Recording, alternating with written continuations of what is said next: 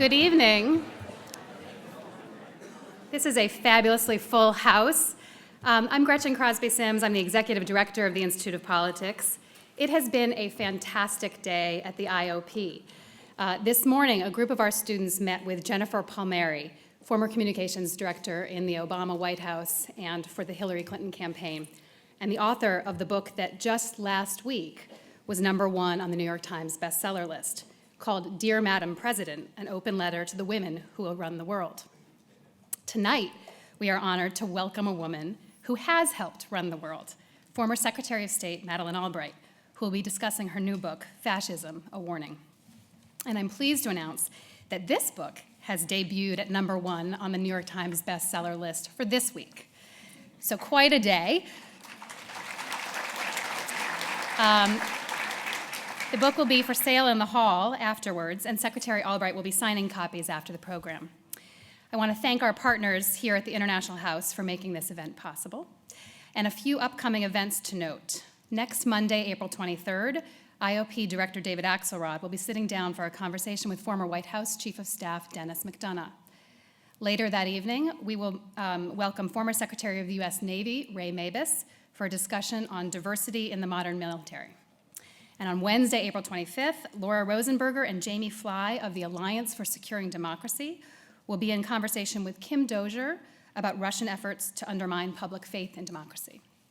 You can find out more about these and all of our upcoming events on our website at politics.uchicago.edu. We will have audience questions after the program. We will take questions first from students. The first 3 questions will be from students.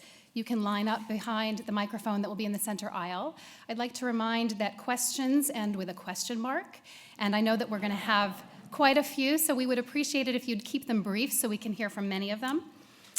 Please make sure that your phones are on silent. And here, to formally introduce our speaker, is Angela Zhao. Angela is a 4th year from Boxborough, Massachusetts, studying history. This year, she has been co-chair of the Women in Politics and Public Service program here at the IOP, and she is celebrating having turned in her BA thesis 2 weeks ago. Please join me in welcoming Angela to the podium.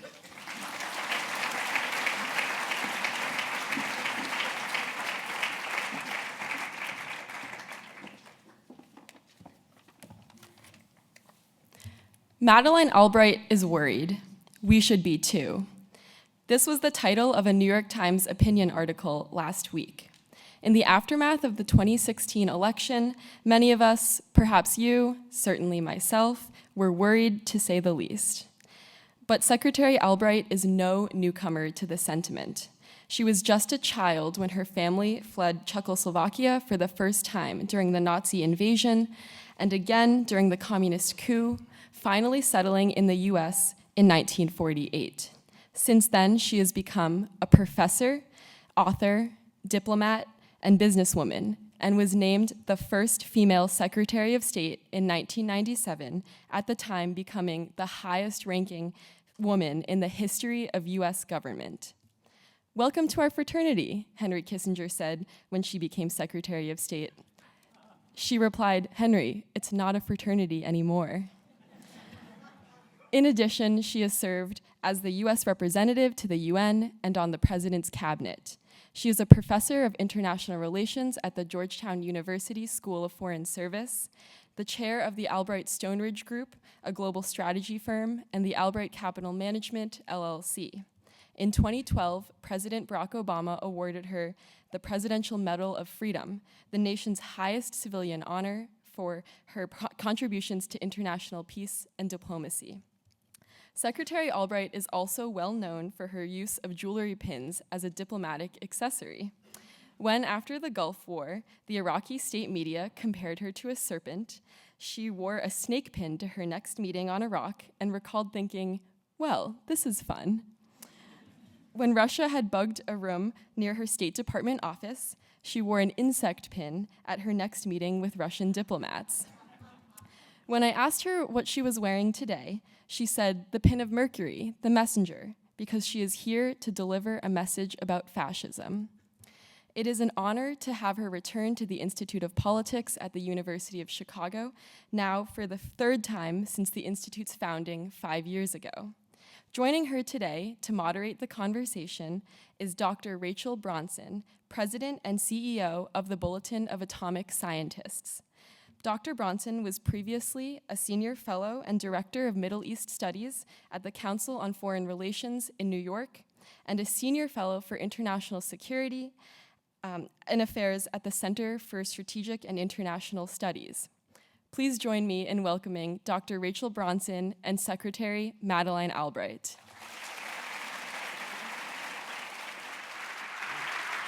Thank you.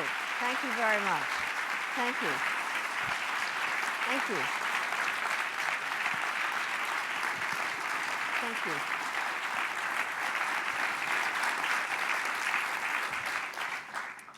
Good evening. Can everyone hear me okay? Okay, great. Well, I am delighted to be here, and this is a packed room. It's not every day that we get the rafters filled, so hopefully there'll be no swinging from them. So let's just start off on this amazing book.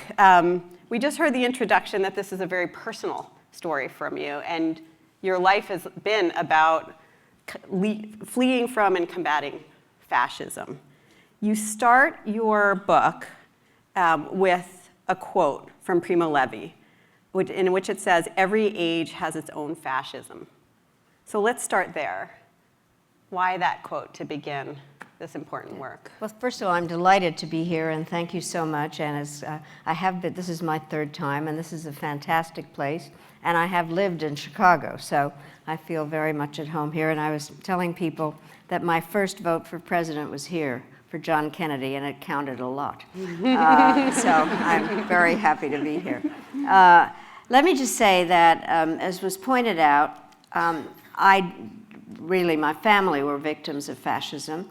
And I have often tried to figure out what it is, what led to the killing of millions of people because they were Jewish and various other kinds of Slavs, and why would that have even happened? And so I've followed very much the kinds of things that have been going on, and then basically also the kind of changes that have been taking place in Europe, of our allies, of the Turks and the Hungarians and the Poles, and then what had been happening in the Philippines and Venezuela just generally. And I think that the thing that I was looking for was, what is our day's fascism? And the bottom line is, fascism is hard to define. And just finding a definition, but basically, just briefly, I think it is when a leader identifies with one particular national or tribal group to the exclusion of others, and feels that the others are people that don't deserve any individual rights, very much kind of an us versus them, and then is able to really use democratic institutions to undermine democracy, because he does not believe in democracy in some form or another, and therefore seeing the press as the enemy of the people, and thinking that the judicial branches are useless, and just generally not understanding democratic institutions, and then using new forms of information propaganda to motivate people to think that there are simple answers to very complicated problems. And ultimately, and I think this is the part that's very hard to kind of really pinpoint, is the use of any tool whatsoever to gain and keep power, including violence, so a bully with an army. But I think those are the kinds of general aspects, and they are really demonstrated in different ways, were initially and are now. And the book is really historical because I wanted to understand it, so it does begin with Mussolini and Hitler and then kind of traces some of those points that I've made. Yeah, and that's one of the things. The book, as you'll see when you get it, really focuses, almost a third of it starts with Germany and Italy, and then brings us up to a number of states, including the United States, which we'll get to. And that was something, as I was reading through it, really thinking, it seemed your own exploration on trying to figure out what is unique to that time period, or what do we have to learn from that is happening now, right? What part of the history is important because we're seeing similar things that you saw then, versus maybe it was episodic. So are there anything, as you were going through the book and reading through the history, certain trends that you're like, that's familiar, or I saw that in today's Hungary or today's Poland or United States we'll get to, but what did you see back then that you wanted to make sure carried forward? Well, I think that one of the common themes is that there is a lot of disgruntlement and people not feeling that they are being respected, and a group of have-nots that feel that they have not been treated properly, and then kind of a sense of whose fault is it. And one of the things that is very common in all of it is finding a scapegoat. And whether the scapegoat is somebody in the country, some religious group or ethnic group that people don't like, and in today's day and age, it's immigrants. And so the kind of thing that has happened is that it is a problem in terms of foreigners coming and taking over things that you wanted. Now, the part that is interesting, and the historical part, and it's especially germane to talk about it while sitting here, what happened, this is the 100th anniversary of the end of World War I. And the countries of Central and Eastern Europe were founded on the basis of national identity, as a result also of influence of the United States and the whole concept of self-determination. And I always like coming to the University of Chicago because the father of Czechoslovakia, Thomas Garrigue Masaryk, spent time here. And there are a lot of Czechoslovaks that live in the area. By the way, when we lived here, my mother would say things in Czech on the bus, and I'd say, you can't do that here. There are people who understand what you're saying. But I think the part, and I have to say parenthetically, the Czechoslovak Constitution was based on the American Constitution, with one difference. In 1918, it had equal rights language in it then, because Thomas Garrigue Masaryk was married to an American. Her name was Charlotte Garrigue, and he took her maiden name as his middle name, which is kind of interesting at the end of the 19th century. But basically, to get to back to the point, is that these countries, Hungary and Poland, were specifically founded on the basis of national identity. So all of a sudden, when there are migrants coming in from the Middle East, you have somebody like Viktor Orban saying we need to be ethnically pure. So those are the kinds of trends that I was looking for, and you see them in a number of the countries that I've studied. It struck me too, and it seemed like one of the points that you wanted to make is those who went on to become fascists were voted in. That there's we shouldn't assume that because there's a popular desire and a structure in place that we're protected from fascism. In fact, many of your examples, most of your examples really, are those who came in through. I mean, that really blew my mind, because one of the things that happened, either it was by election or by constitutional means. So in Mussolini's case, King Emmanuel asked him to come and run the party and then take over the government. In Germany, Hindenburg asked Hitler to take over. The bottom line, though, in Hungary, there were elections, one most recently again. In Poland, there were elections. Turkey, Erdogan is a very interesting case in terms of Turkey had really been run, I mean, there either had been a lot of military coups, or it was run by fancy people that lived on the other side of the Bosporus. And Erdogan got elected through his party because he provided constituency services and a lot from the rural areas. Same thing in Duterte in the Philippines, and also Hugo Chavez in Venezuela. So I do think the only ones that really came through revolution were the communists, who were also fascists. Fascism doesn't have to be from either the left or the right, and they came in through revolutions, as did the Chinese. But it's important instruction that also these countries, whether it was Germany and Italy, or some of the countries now, Poland, they also had pretty decent institutions that you would have thought would have protected those countries from what they ultimately became. But they didn't, as people handed power over for convenience, or for, at that moment it seemed it was, maybe they could control what was happening. Well, there were various disgruntlement, whether it had to do mostly with lack of jobs or some kind of new technology, or a sense that there were those in the society that were doing better for no good reason, and that the institutional structure was not really providing responses. And that is something that we see today in a number of different places. This is probably not the thing to say to students, but I have a statement that I stole from Silicon Valley, which is totally plagiarized. But if one looks at what is going on, for instance, in the Arab Spring is something that I've used as an example.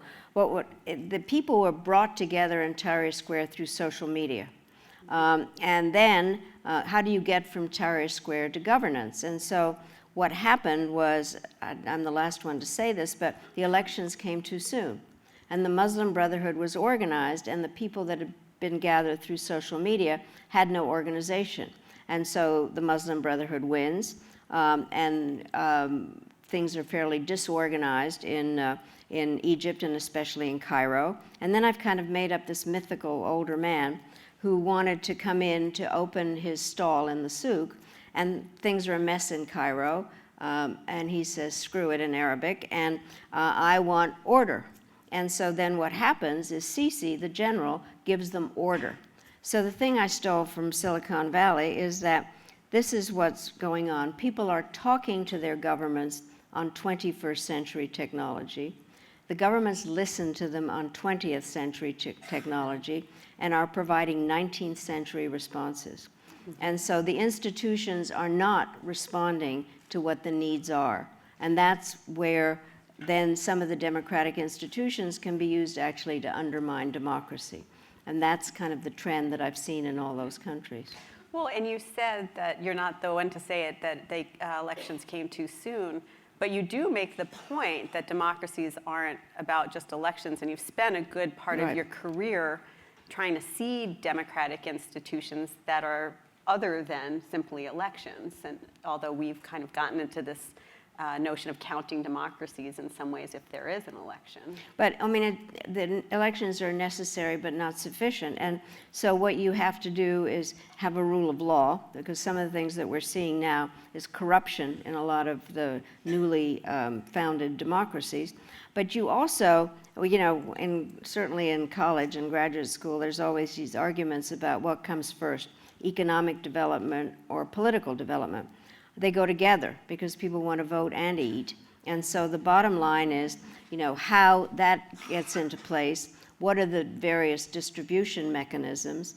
And frankly, I think part of the problem is not to get overly theological about this. It's the question of whether the social contract has been broken.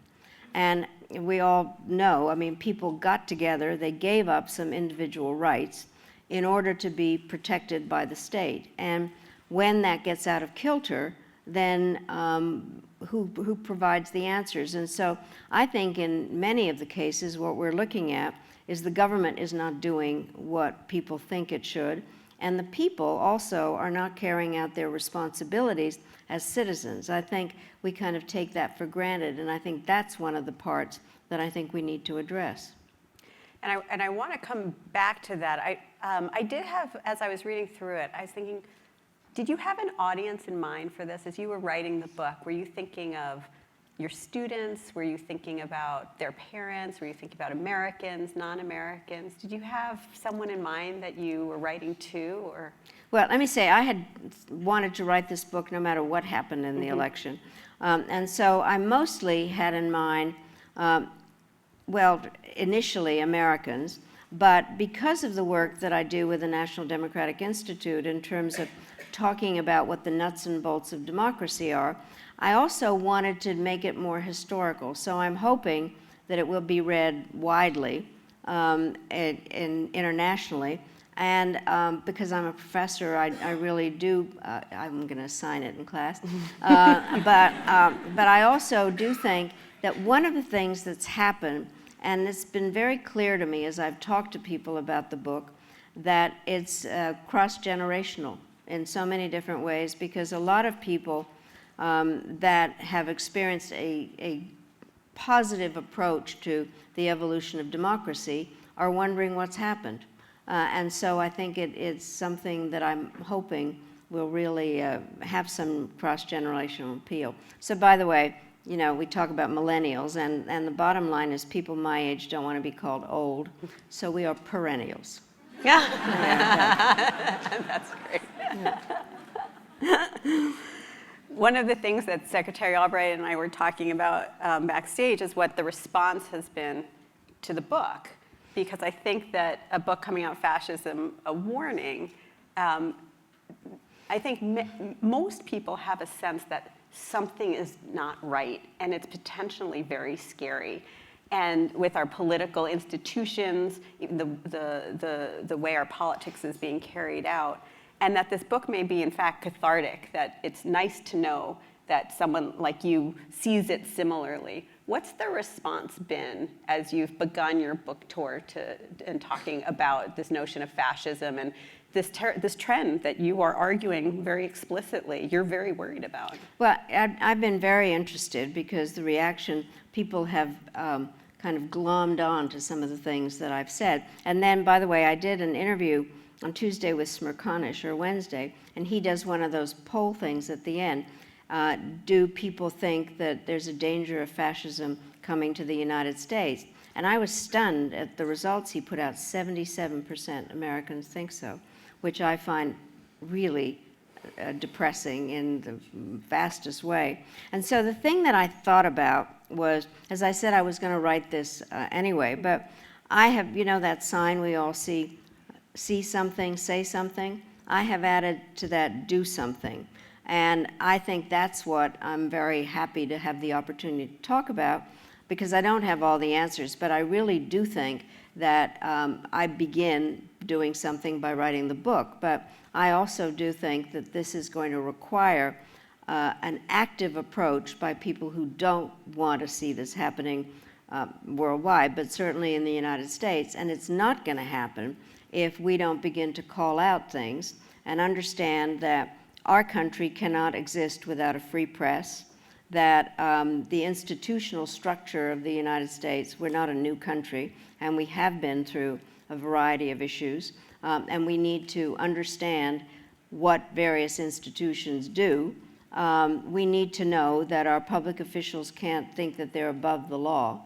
And I think also that we need to be active. And I really do think that people need to run for office, and not just at the federal level, but at the local level, mayors and city councils, and then the state level, and then question the people that are in office, and support those. I mean, if you're not going to run, then certainly support those that do, and knock on doors and push and have some ideas.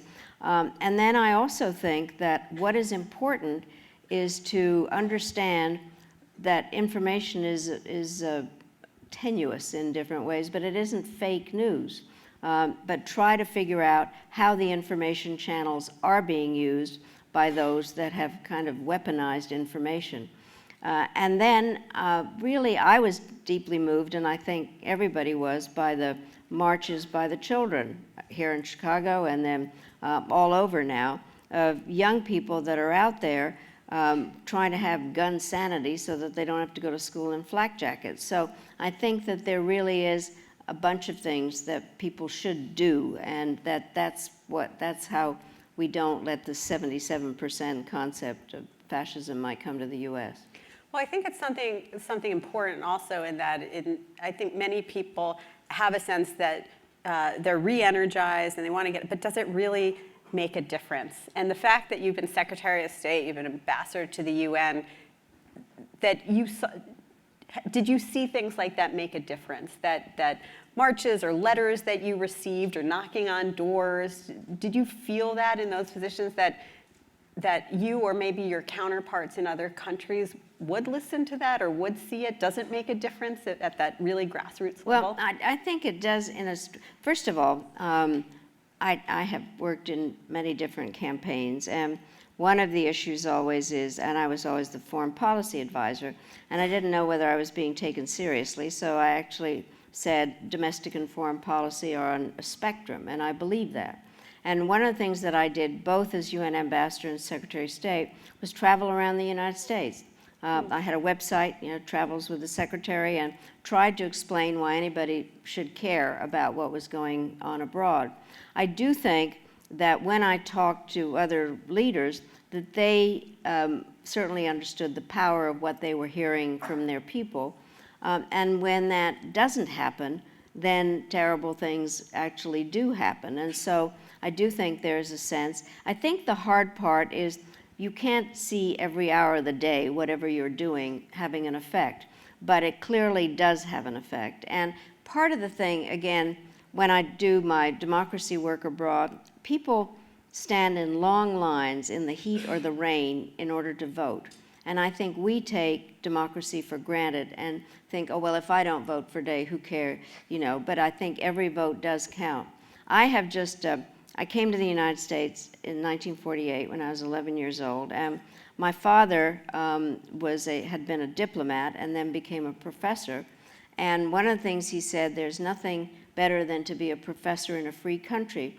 But he said also he was worried about the fact that Americans didn't quite understand the fragility of democracy, because in Czechoslovakia, what had happened specifically, first of all, there had been the fascists, but the communists took over by using the aspects of democracy to take over, because it's a complicated story, but basically the Democratic ministers didn't like some of the things that were going on. They decided to resign, and they thought that they'd get a new government. That isn't what happened. There was a coup. And so generally, I think we need to, I have something paradoxical in my book, which is the resiliency of democracy at the same time as the fragility of democracy. And it requires the voters and the people to go out and do it in order to maintain the resiliency of democracy. It's interesting that your father was concerned about the fragility, because you asked your students whether fascism can come to the United States, and I want to make sure that we talk a bit about that. And you're surprised when one of your students says yes, because they take it for granted. We don't think it can happen here, and so we're not on guard. So no, and I think we don't. And so the book is titled the way it is. It is a warning and trying to put out what the various components are. And one of them that I think is very evident is, I talked about the group, us versus them, but if you have a leader that exacerbates those differences and then points to the them as the cause of it, then it gets obviously more difficult in every single way. And I think that by going out and pushing for common cause, our Constitution begins with we, the people. And I think that for me, one of the important aspects, I happen to be a centrist, I really do. And I was looking at FDR, for instance. During a time of depression, he was attacked from the right and the left. And what he did was find a common language and was able to pass a lot of legislation that did improve the situation of the people. And so I do believe in, compromise is not a four-letter word. And I do think it's important to find common ground. And I also believe in bipartisanship. And so I think that it's important to get out there and participate, know what you believe in, see something, say something, do something.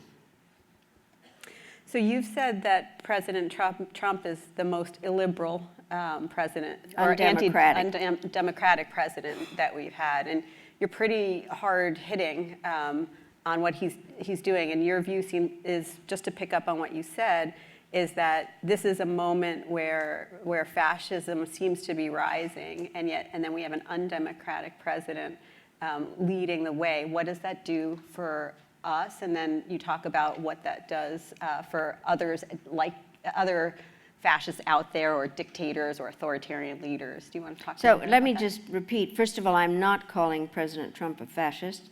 I also, as I said, was going to write this book no matter what, because one could begin to see the trends of the divisions here. And so the reason that I'm worried is because of the trends, but also that there is a leader who is exacerbating the differences. There's no question.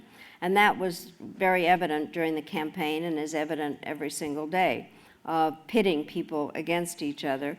And then also this very direct attack on the press, the enemy of the people, pretty outrageous. Then also thinking that he's above the law, and then obviously being very negative about the judicial system in a number of different ways.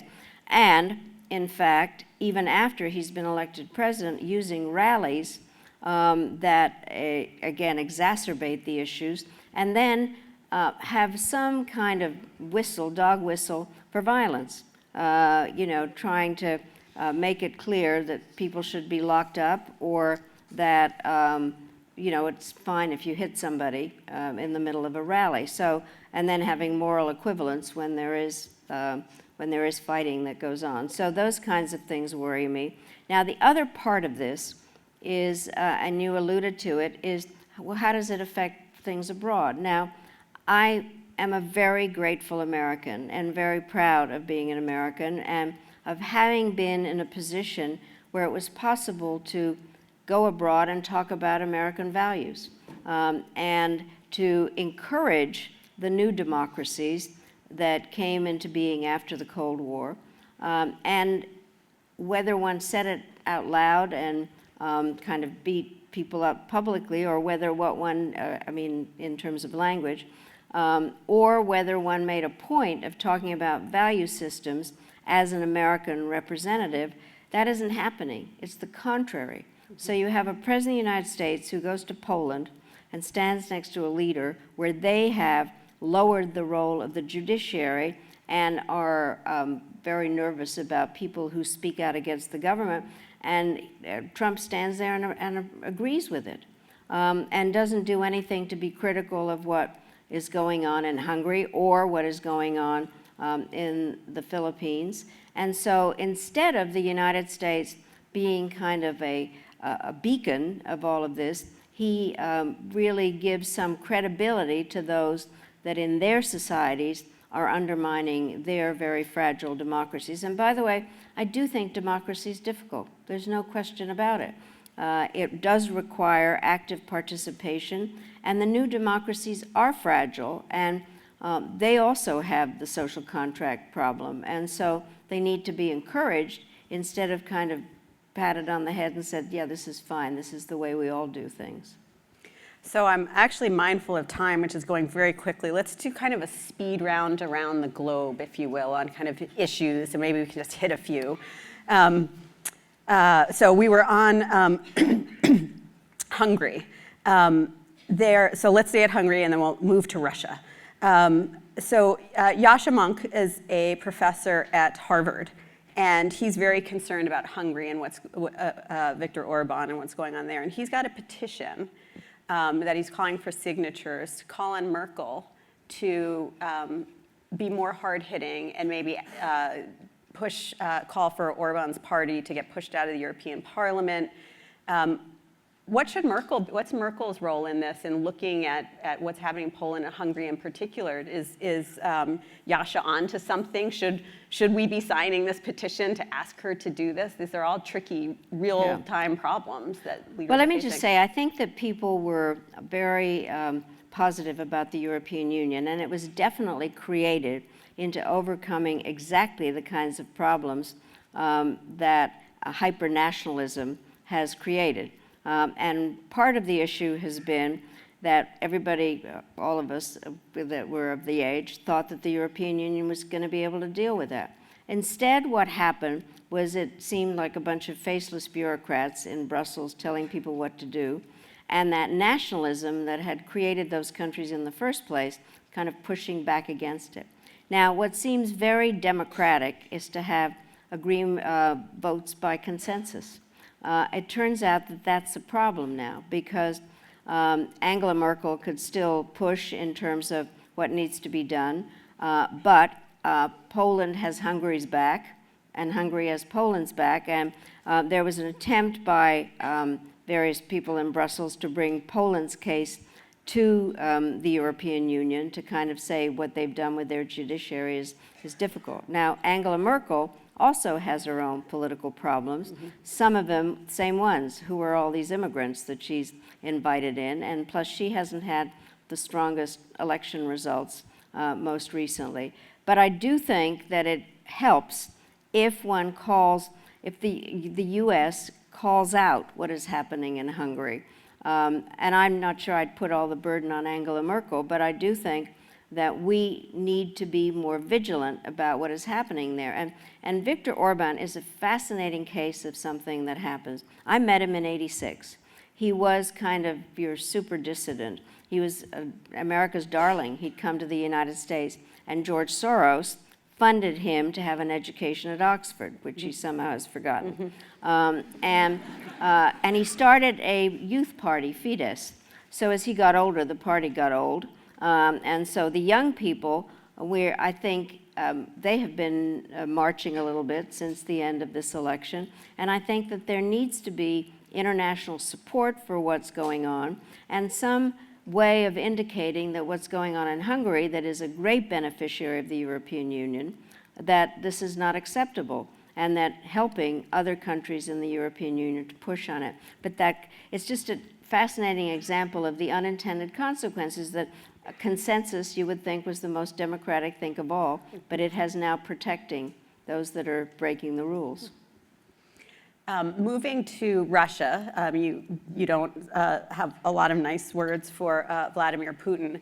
I was thinking you and the Clinton administration were architects building on the Bush administration before of NATO expansion, and which Putin uses a lot now in terms of being betrayed, and it's not what do you ever rethink whether there was things during NATO expansion that we and our allies could have done to keep Russia more, working together rather than what is his view of what it's become, which is really just to sabotage him and come right up to his frontier? Believe me, we thought about a lot and did everything we possibly could. First of all, I do think that it's worth remembering history, that as a result of agreements made during World War II, that Europe was artificially divided and people kept behind the Iron Curtain. And I think it was a big mistake for the United States to say we won the Cold War. I think they lost the Cold War, which is not just semantic. The communist system failed. And it was fascinating to be in office at that time because there really was a desire to have some kind of an all-European security system in a variety of different ways. And I have to tell you, the amount of time that President Clinton and I spent respecting the Russians was, all kinds of things that we could possibly do not to make them feel that we had won the war.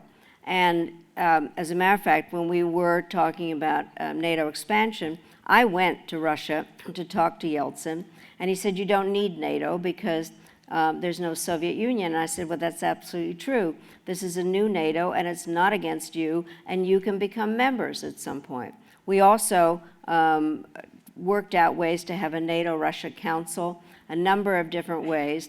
And so I know there are a lot of people that are opposed to the NATO expansion.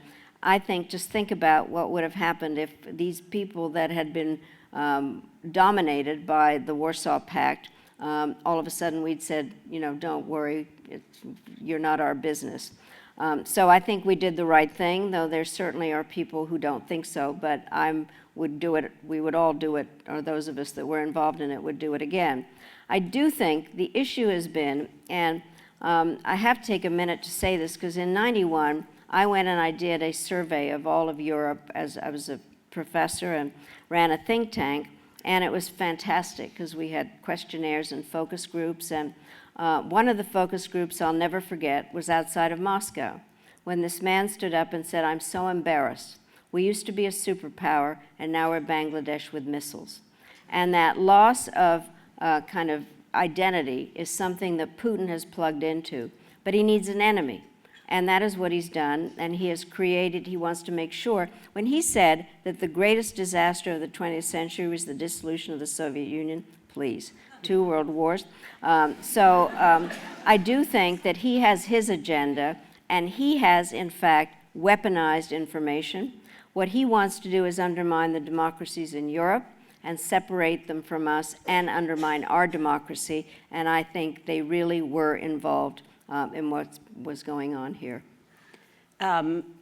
hopefully someone will pick up on that last, what you just finished with. Last question, because I'm full of time, but you mentioned Bangladesh with missiles, so I want to talk about North Korea. There is going to be a summit in just a few weeks. The State Department has been gutted. The president is going on gut. I think there's many who are delighted that there's going to be some sort of conversation and very concerned that there's not a lot of prep work going in. What are some of the things that can go right or wrong? I mean, I'm thinking about what can go wrong without preparation. I know that you went there and you spent an awful lot of time preparing. Can you just share with us about the dangers of just winging foreign policy on something so crucial as North Korea with missiles and nuclear technology? Well, I think, first of all, I'm glad that there's a discussion of talks at all, because some of the earlier comments were very, very dangerous. I do think we spent a lot of time preparing. I'm still the highest level sitting official to have met a North Korean leader. And I think the assumption is that they don't know anything. They're very smart. This guy's father, Kim Jong-il, was very knowledgeable about the details of missile limits, which was something that we were working on at the time. And you need diplomats to do diplomacy. So the main guy at the State Department that had been in charge of North Korea issue has left. Generally, we have no ambassador in South Korea.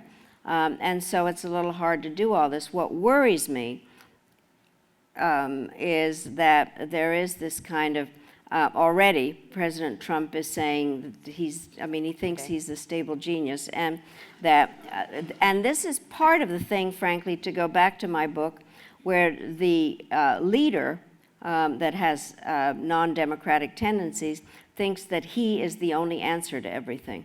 That was definitely what we've seen in other countries. And that is what's coming out in the news most recently. I can do this, I can do this. And yet it is one of the most complicated discussions that we can think of at the moment. I'm actually glad that Mr. Pompeo went, because it's a sign that somebody is thinking about the fact that you can't just send the president there without any preparation. And so I'm kind of ambivalent about things. I'm glad that there's a beginning of a diplomatic track, but I am worried. It's kind of weird to have this all begin with a president. You usually bring a president in at the end of something, and one that actually has some knowledge about what the background of it is. So, but I am glad that somebody is talking about it, and that they are going to be trying to figure out some solution, because it is incredibly dangerous. So we're at the point for questions. I know we're looking for students to come up to the mic to make sure that we get at least 3 students first, and then we'll welcome out everybody. Terrific. I didn't think we'd be short for that. So please introduce yourself, and like Gretchen had said, make sure to keep it concise with a question mark at the end. Absolutely. Hi, I'm Tala Moundro. I'm at the Booth School of Business. My question is, feeding off of your point, Secretary Albright, that we now have a president who isn't promoting American democratic values abroad. Thinking optimistically that in 2020 we have a new president and she firmly believes in democratic values, how long will it take for American foreign policy to really bounce back and us to reclaim our beacon in the world? Well, I think that I'm often asked if I'm an optimist or a pessimist. I'm an optimist who worries a lot. And so the thing that worries me is that we are undermining our own position abroad, and the kinds of things that President Trump, by making us seem like a victim, is undermining our position, and that is worrisome. And also that people don't quite understand what we're saying, and that there are an awful lot of mixed messages. So I'm hoping that what will happen is that the State Department will be resurrected soon. And by the way, that's the one thing that Pompeo during his hearings was really talking about, doing something more about the State Department and democracy support. So that is important. I think that it will take a while to really bring back America's reputation.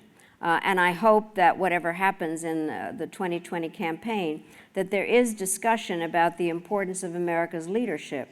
The problem is that I do think Americans We're the most generous people in the world with the shortest attention span. And the bottom line is, you know, how to explain that it's important for America to play that role internationally, and especially if there continue to be problems at home, how do we not focus on that and try to do both domestic and foreign policy? But I am an optimist about everything, but I do think we're going to have to work to make sure that we're rehabilitated. Thank you. I'm Ria Mahanta, a student of International Relations. First of all, thank you so much for coming. It's such an honor to have you here today. My question is that you must have faced a lot of pressure for advocating for refugees and the resettlement in America. I remember reading a letter that you drafted with other former secretaries of state to senators explaining that resettlement and national security were not mutually exclusive. So now, as former national security advisor and former secretary of state, how do you reconcile security concerns and humanitarian values? Well, I really do think this country and other countries were built on diversity and having a sense that refugees and immigrants are people that want to contribute to their country. And by the way, I believe that most people would prefer to live in the country where they were born because they have the language and the family.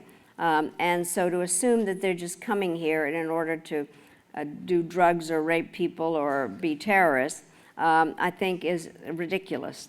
And so I think what we need to keep explaining that our country is built on diversity and then help the people to become part of the system here.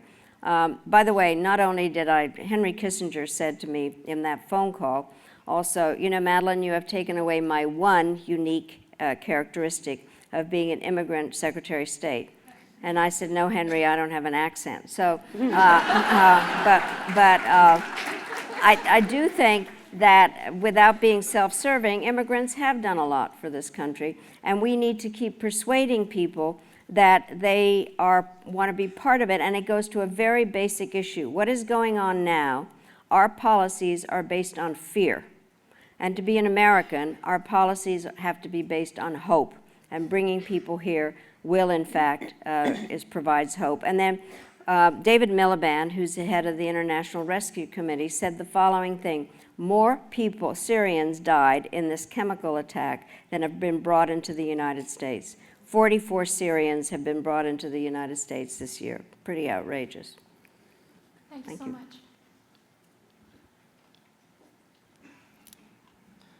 Hi, my great pleasure meeting you. My name is Yang. I'm the second year PhD in sociology. So in his Democratic Vistas, published in 1871, Walt Whitman said that the cause of democracy is sometimes aided not by the best men only, but sometimes more by those that provoke it, by the combats they arouse. He did not mind a little healthy rudeness, what many people today would call the politically incorrect. However, this, what he foresaw as an exhilarating adventure, has been replaced by the up and down of a delicate, quote-unquote, democratic experiment, with words in recent decades associated with liberal democracy shifted from the triumphant to the fatalistic, overstretched, setback, fragility, rise and fall. So my question is, what do you think of the health of free speech on campus as a barometer of the health of democracy at large? And in the spirit of Whitman, how to strike a balance between paying due respect to the concrete contours of reality and giving enough space to that healthy, productive rudeness? Well, one of the things that I also is on my to-do list is that we have to learn to have civil discussions with people that we disagree with. And I think that that is a part that is, one, essential for democracy, but certainly essential at a university setting. And therefore, I do believe in the importance of listening to people that I disagree with. By the way, when I teach, I say to people, you all know I'm a card-carrying Democrat, and I want you to disagree with me.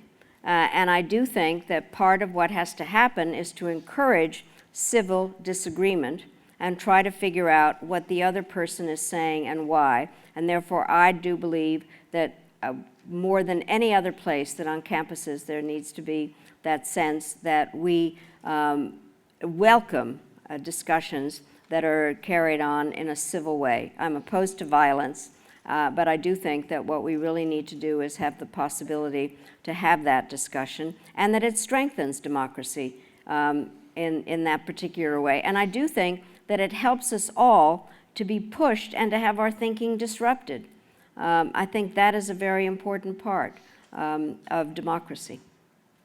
Thank you. Thank you. Hello, Anna Zapolska, PhD student in political science. So my question to you, Ms. Albright, is there are so many arguments among politicians, diplomats, about US-Russia relationships, that these relationships are at the lowest point now. And specifically with the events that we've seen, such as diplomats' expulsion, Syria issues, do you think, is it possible for both sides to find a middle ground and reconcile these relationships in the near future? I do think that the relationship, by the way, I used to be a Soviet expert, and I look at my library and I think, archaeology. No, it's not. There are an awful lot of parts that are very germane and worth understanding. I think all of us that have studied the Soviet Union and Russia have a kind of love-hate relationship with the whole place. And I think that I believe that it is important for us to find areas where we can cooperate. That is important. But we also have to push back when something is really wrong. And what happened with in Ukraine was against the law. And therefore, that is the beginning of some action that needed to be taken. I also find that what the Russians are doing in the Middle East, very dangerous. They have wanted to be there for a long time. They have allies in Hafiz Assad and the Iranians, which are dangerous. And I think that we have to remember that in Putin we're dealing with a KGB officer. And he is very good at propaganda. And what has happened is the weaponization of information, as I said before, and also hybrid warfare in a number of different ways through cyber. And as was mentioned, I was asked to look at a new strategy for NATO. And one of the issues was whether a cyber attack is an Article 5 attack, when the Russians theoretically got involved in bringing down the banking system in Estonia. So I do think there's a lot that we have to push back on. I think the United States is doing the right thing now, but I do think we also need to look for ways to find areas where we have something in common. Thank you. Yeah. Hello, my name is Valerie. I'm a 2017 grad of the college. You had mentioned earlier that you plan to write this book regardless of the results of the presidential election. So I was wondering, at what point did you decide that this was a book that needed to be written? And what are some of the specific warning signs that compelled you to do so? Well, I've been fascinated by American politics for a long time, and also kind of looking at what the issues were going on abroad and what America's role was. I think that there began to be questions in terms of the divisions in our society that I think became evident in kind of at the 2004, 5, and in that particular period. I think also what bothered me was that as a result of the 9/11 attacks, that all of a sudden the fear factor became a large motivating aspect of policy. I happen to think that the war in Iraq was a disaster, and that it really brought along a lot of the fear factor aspect, and then the divisions that I began to see in society. I had done a lot of campaigning, and I think that it was evident that there were whole swaths of America where people did not feel that they were being treated with respect. Questions in terms of infrastructure, education, where were the jobs going, and those were the kinds of things that were evident. And so that's kind of somewhere in that period around 14, 16 that I really began to sit down and look at the very specific parts and came up with some of those steps. And by the way, what was interesting is as I started doing research for the book, Mussolini had a fantastic quote describing what he did. He said, if you pluck a chicken feather by feather, people don't notice it. And I began to see feathers. Thank you. You were going to write it for if Hillary Clinton was president. What would that have? Was that to enable her to do anything, or to set the way, or to warn her? Like what? Well, I think partially because I do spend a lot of time on Capitol Hill, and with leaders that want to figure out how to deal with some of their local problems, and also for her, because I think that she is somebody that has had a great sense of what America's about, and I think she would have appreciated it. But I know that the members of Congress, by the way, Constitution Article 1 is about the powers of Congress. So I have thought for some time that it's important for executive legislative relations to be more compatible. Hello, Madam Secretary. My name is Davis. I'm a third year studying history and economics in the college. One thing I wanted to ask about is that many states, generally, their foreign policies, their domestic policies are built around their bureaucracies. However, I get the sense that Vladimir Putin has built himself up as an indispensable man in Russia, where much of the political establishment and the policies are built around his personality in specific. I wanted to know what you think would happen if, without warning, Vladimir Putin were to fall over dead tomorrow in Russia's foreign policies and domestic affairs. Well, I do think a lot of it is about him. He has surrounded himself with some people that are saying, Siloviki, these people that really come out of a similar system. I do think, however, that there are, one looks at the kinds of things that Navalny has done and a lot of Khodorkovsky that's been supporting things from outside. I think there are those that would like to see a different approach in Russia. But the part that I am troubled by is that this goes back to my man, with Bangladesh with missiles, that there really is a sense among a lot of people that Russia used to be more important and that they want to have a strong leader. That's one of the issues. And in various research programs, it's very clear that there are those who would like a strong leader. So I think it's a bit of a grab bag, but an awful lot has to do with Putin's own personality, but he is responding to that man, that Russia is back.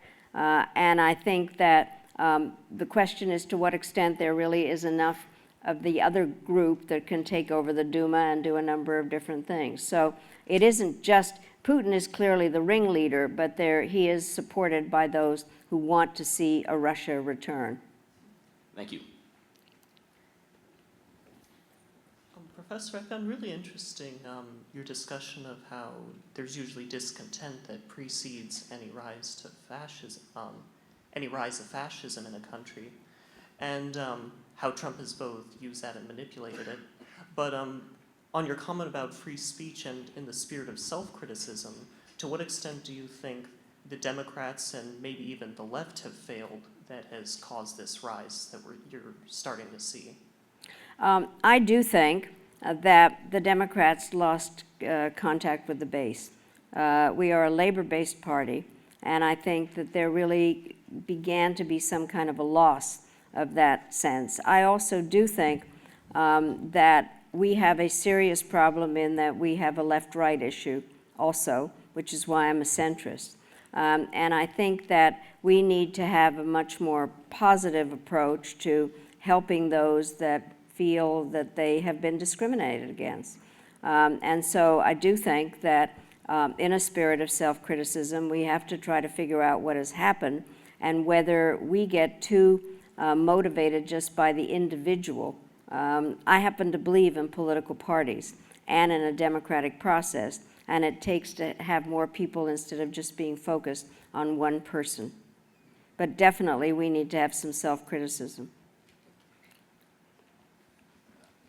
Good evening, Madam Secretary. I'm Sam Owens. I'm a first year in the college. My question is, so your quick definition of fascism is someone who uses tribalism and especially racism as a sort of political weapon and someone who undermines like the democratic institutions of a country. But if you look back at American history, you certainly have a lot of examples of that, like Andrew Jackson violating the Supreme Court's word in order to get rid of a Native American tribe. You have FDR, who you talked about earlier, who both attacked the independence of the Supreme Court and also in turn the Japanese.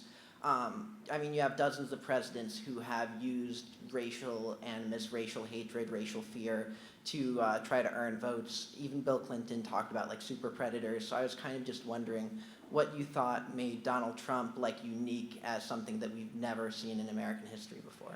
Well, I think your points are very well taken, but it's kind of a combination of all of them in one person.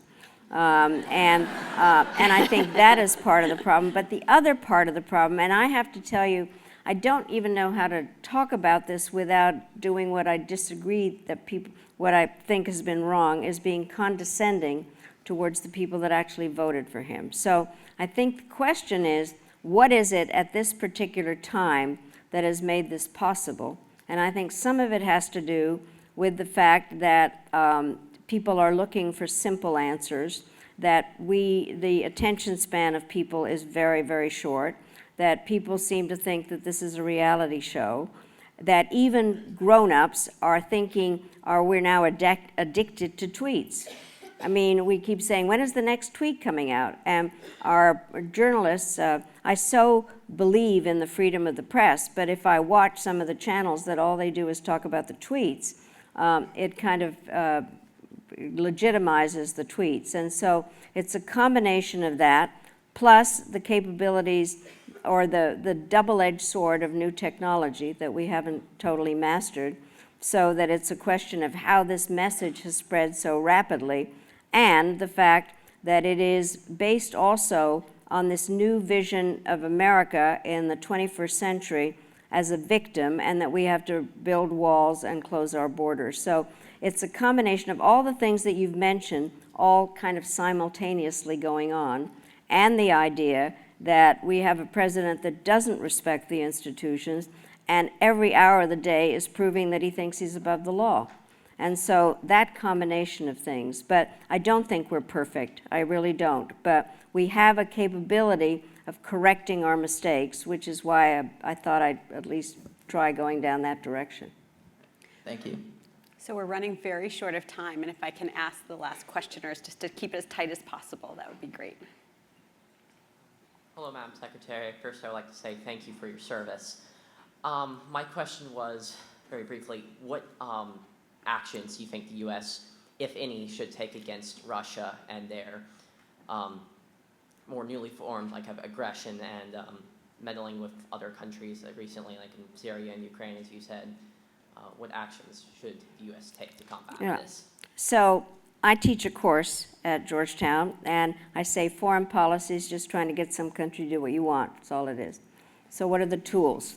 And we don't have a lot of tools, and my course is called the National Security Toolbox. And you have to, art of statecraft is what tool do you use when? And so I do think that at this time, the sanctions tool is a very important and good one, especially if it is done multilaterally. And so I think that is a very important part. I also do think that diplomacy is an important part, and I do wish that there was some way that we could, I'm a great lover of the UN since I was there and understand how it really works, is that, however, at the moment it is blocking action as far as Syria is concerned. And one of the things that I had experience in was when they were blocking action on Kosovo, we took it out of the UN and went to NATO. And I do think that something more has to be done about Syria in terms of being able to provide humanitarian assistance, to make sure that those inspectors can get to the chemical where the bombs were, and the Russians cannot be the blockade here, and we need to be more creative in some of the multilateral diplomacy. Now, Americans don't like the word multilateralism. It has too many syllables and it ends in an ism, but it just means partnership, and so that's what I would do. Thank you. Thank you. Hi, my name is Rachel, and I'm an undergraduate, and I wanted to touch quickly on something you mentioned, which was weaponized information. What exactly does weaponized information mean to you, and how does the idea of being able to weaponize information and constantly warning young people to watch out for information that has been weaponized fit into the idea of a civil discussion that kind of requires opponents to be able to believe that the other person really does believe what they believe? I think basically, and this is the part that is truly hard about this, is how people that wish us ill are using democratic institutions to undermine us. And that's not just us, that's also what's going on in Central and Eastern Europe, for instance, specifically in terms of penetrating their airwaves in a number of different ways, and of weaponizing information by putting disinformation out there. And it's difficult. Now, students of all people need to know that one of the things that happens is you do research in multiple sources to try to figure out what the story really is. And I think that that is one of the things that people need to do, is not just listen or read or look at just one source of information. You should be very glad you live here and not in Washington, because I listen to right-wing radio as I drive, and I get somewhat irritated and yell a lot and even occasionally give somebody a finger. So the bottom line is that one does have to try to gather information from a variety of sources. I think also, and I think that there is an awful lot that needs to be done now, and listening to Zuckerberg talk about how social media and Facebook has been used, I think is something that, and this is very hard, there's going to have to be some regulation, and yet we don't like regulation. And so finding that balance between civil liberties and security on this. And one of the reasons that I think that all of you need to be involved in this discussion, because you are the generation that truly understand this. Apparently, the senators showed their ignorance as they were questioning it. I do think, but I find a little bit of contradiction in all of you, which is you put everything about yourself on Facebook and then you're sorry that people know something about you. So I think we are living in a very ambivalent time, but the weaponization of information is very specifically undermining situations. And one of the things that we know now that the Russians are doing is supporting both sides in some kind of a fight. So creating that kind of getting information out in some way through blogs and a variety of different ways that they're using. And I think we, perennials, need your help in terms of sorting out where the information is coming from. But that is what's going on. It's weaponized. It is set up to destroy the freedom of the press by undermining the way it works. But I think that's our major problem. Well, we could start the conversation there, but unfortunately we've come to the end of the time. Are there any official things that we need to say? Madam Secretary, thank you for coming out to the university and for your service and to staying on this. I think it's important for all of us to see people like yourselves not abandoning us at this moment, where all of us need to be part of the solution, figure out how this country moves forward to become the beacon of light that we believe that I think many of us believe we should be. So. Well, I want to thank you all for coming in and for listening. And I do think I've never been kind of, an agitator, but the bottom line is I do think that university communities and the questions were terrific because they all lead to the question of what we do together. And I think we are in a very difficult time. And I am 80. And I don't want to end my life in a bad mood about the United States. So thank you very much. Thank you. Great.